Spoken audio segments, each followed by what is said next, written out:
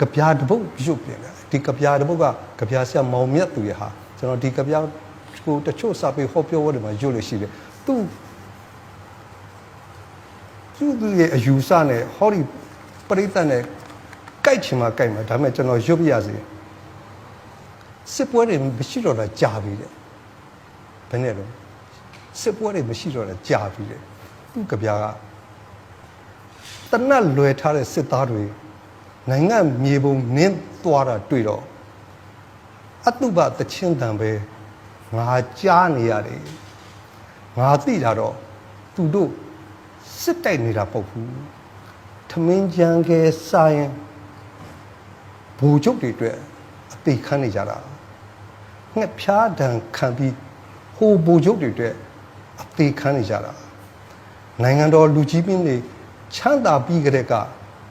စစ်ပြီးသွားတာကြာပြီဒါကိုသူတို့တကယ်မသိကြဘူးရေဒီယိုတွေနားမထောင်ရဘူးလားသတင်းစာတွေမဖတ်ရဘူးလားမသိသူတို့တကယ်မသိကြဘူးအိမ်ကြီးချင်းတွေလည်းစီးပွားရေးပဲလုပ်နေတာအစိုးရလူကြီးတွေလည်းစာသင်ကျောင်းတွေစောက်ရမယ်အစားဘန်ကာတွေတူးနေကြတာစစ်တိုက်တယ်လို့လုံးစိပတ်စိမခေါ်ဘူးငါမျက်စိရှိမှသေးနေတဲ့အလောင်းတွေဟာစစ်တိုက်လို့သေးနေကြတာမဟုတ်ဘူးဟိုခြေပြက်လက်ပြက်ဒုက္ခိတတွေလည်း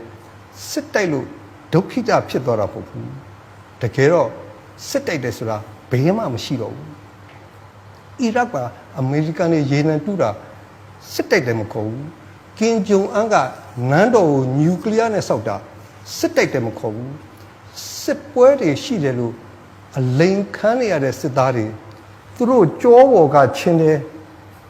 မိသားစုတွေထဲ့ထားတယ်သူတို့တွေအပြစ်ခံရတော့မိသားစုဘဝတွေကြကွဲကုန်တယ်ဟိုဘက်ကစစ်သားကလည်းပြစ်ဆိုလို့သာပြစ်လိုက်ရတယ်ဒီဘက်ကစစ်သားကလည်းပြစ်ဆိုလို့သာပြစ်လိုက်ရတယ်ဒါဟာစီဝါရေးတစ်ခုဆိုတာသူတို့မသိကြဘူးတနတ်ကိုကြည်ဖြည့်တိုင်းသူတို့အိမ်မက်ဆိုးတွေမက်ကြတယ်တနတ်ဒဏ်ရာနဲ့ဘိန်းကင်းကိုဖြတ်ပြေးနေကြတဲ့နှစ်ဖက်တပ်သားတွေသူတို့ဖြတ်ပြေးနေတဲ့ဘိန်းကင်းဟာသူတို့လူကြီးတွေစိုက်ထားတယ်ဆိုတာမသိကြရှာဘူးဘိန်းကင်းတွေနဲ့တယံဇာတတွေကဒေသခံတွေရဲ့ဘဝကိုလောင်မြိုက်စေတယ်စာသင်ကျောင်းဆေးကန်းနဲ့လူဂုံတိတ်ခါကိုပြာကျစေတယ်မုတ်ဆိုးမတွေသာတန်ကုံဟစ်ပြီးငိုးနေရရှာခေါင်းဆောင်ကြီးတွေကတော့လူစုမိရင်ညစာစားကြတော့မယ်လက်ဆွဲနှုတ်ဆက်မိတ်ဖက်စီးပွားရေးလုပ်နေကြတော့စီးပွားရေးဈေးကွက်ဟာ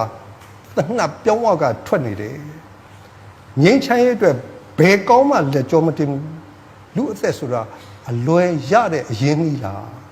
ဂုံတိုက်ကြီးတွေမှာတင်မယောင်းသေးတာကံကောင်းတယ်ဘူချုပ်ကြီးတွေအလုံးမပြုတ်ရေးအတွက်အသေးခန်းနေကြတဲ့သူတွေစစ်ချီတေးကိုတီဆိုးနေကြပေါ့အော်